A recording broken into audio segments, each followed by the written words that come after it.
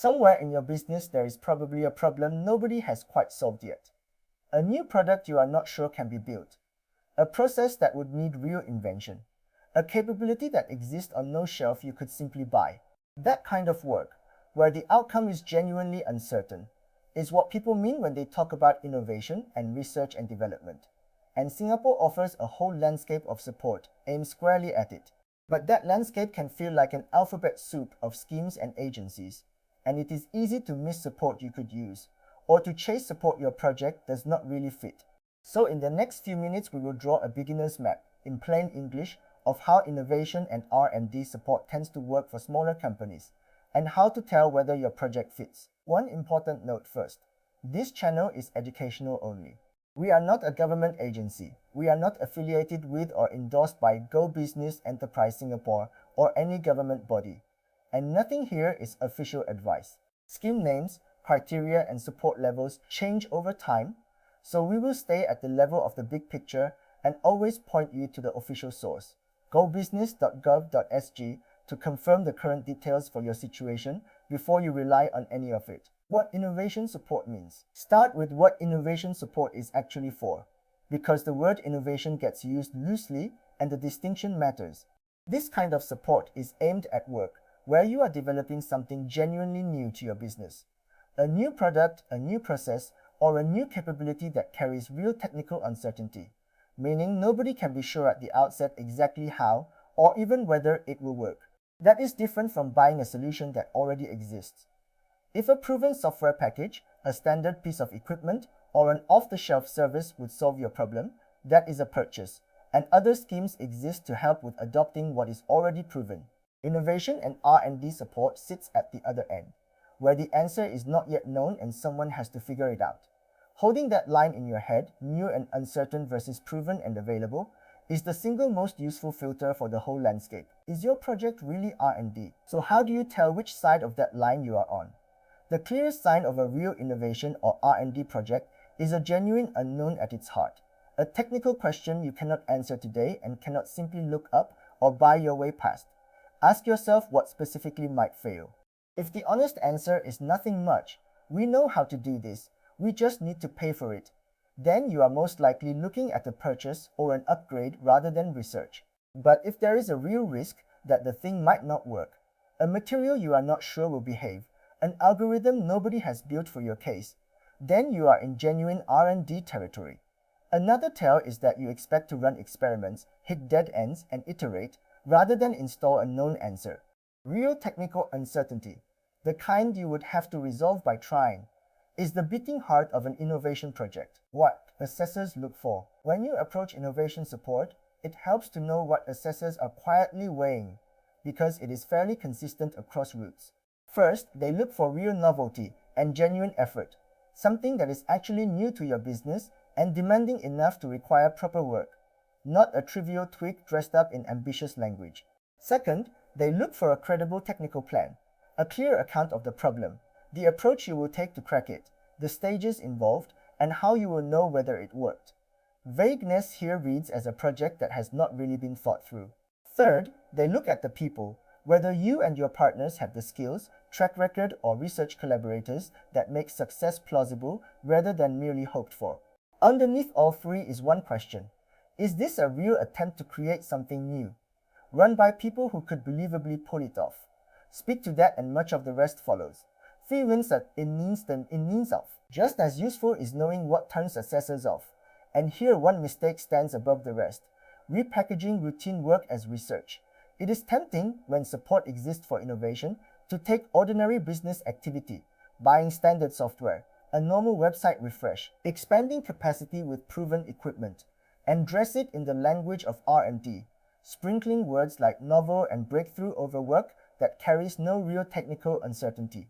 Experienced assessors see this constantly, and it rarely survives a second look, because the moment they ask what exactly is uncertain here, what might genuinely fail, the repackaging falls apart. The damage is not only that the request struggles, but that a strained buzzword-heavy pitch quietly undermines your credibility. The fix is not better wording, it is honesty about what your project actually is. If it is genuine innovation, describe the real uncertainty plainly. If it is a sound but routine investment, other schemes are built for exactly that, and you will do better pointing it there. Capability development support. Now let us sketch, at a high level, the different routes the innovation angle can travel down, starting with capability development support. The idea here is broad, helping a company build a new capability or upgrade what it can do, and innovation often lives inside that. A project to develop a genuinely new product, adopt an emerging technology in a way that requires real adaptation, or build an in-house ability you have never had, can fit when there is real development work involved rather than a simple purchase. Because these routes are broad, the innovation has to be visible in how you frame the project, the new thing you are creating and the work to create it, rather than assumed. This is deliberately conceptual, because the actual schemes, what they cover and who qualifies, are defined officially and shift over time. Treat capability development as one doorway the innovation angle can enter through, and confirm the specific scheme and its current terms on gobusiness.gov.sg. Deep tech commercialization. A second route is aimed at deeper technology and the hard road from a promising idea to something commercially real. Here you often hear about proof of concept and proof of value. Proof of concept is early. You are trying to show that a core technical idea can work at all, that the science or engineering holds up outside your own optimism. Proof of value comes later, once the concept stands and asks whether it can work in a real setting and deliver worth to someone, bridging a lab result and a product a customer would pay for. Support oriented around these stages tends to suit deep tech, whose advantage rests on genuinely difficult technology, where risk is high and timelines are long. If your innovation is closer to this end, a real technical bet rather than an incremental improvement, this is the support to read about, always confirming the current programs and their terms on the official source. Help with your IP. A third strand worth knowing about is help related to intellectual property, because genuine innovation often creates something worth protecting. When you invent a new product, process, or method, you may end up with IP, an invention that could be patentable, a design or valuable know-how, and part of the support landscape helps smaller companies understand, protect, and make the most of it. That can span learning what kind of IP you have, how protection works, and how your IP fits a real commercial strategy, rather than sitting unused. You do not need to be an expert to start, but it helps to recognize early that if your project truly breaks new ground, it may generate IP, and that this is an asset to plan around rather than an afterthought. As always, the specific help, who runs it, and how it works are set officially and change. So treat this as a signpost and check the current details before you rely on it. Pick the right route. Step back and the pattern is simple. The same core question, are you creating something genuinely new and uncertain, shows up in different forms depending on where your project sits. If you are building a new capability or product with real development work, capability development support is a natural doorway. If your edge rests on hard, deep technology that has to be proven before it can sell, the proof of concept and proof of value word is where to look. And if your work is generating inventions worth protecting, the IP strand comes into play, often alongside the others rather than instead of them. Most real projects do not fit one neat box, so the goal is not a single label, but understanding which kinds of support your project honestly touches. Because names, boundaries, and terms shift. Use this map only to know where to look, and confirm the specifics on gobusiness.gov.sg. Start with the problem. When you are ready to move from map to action, resist the urge to start by scanning schemes and start instead by defining the actual technical problem you are trying to solve. Write it down in plain, specific terms, what you are trying to make or achieve, and precisely what about it is uncertain or unsolved today. The sharper this is, the easier everything downstream becomes, because a clear technical problem tells you honestly whether you are in R&D territory, and makes any later conversation with an agency or partner far more concrete.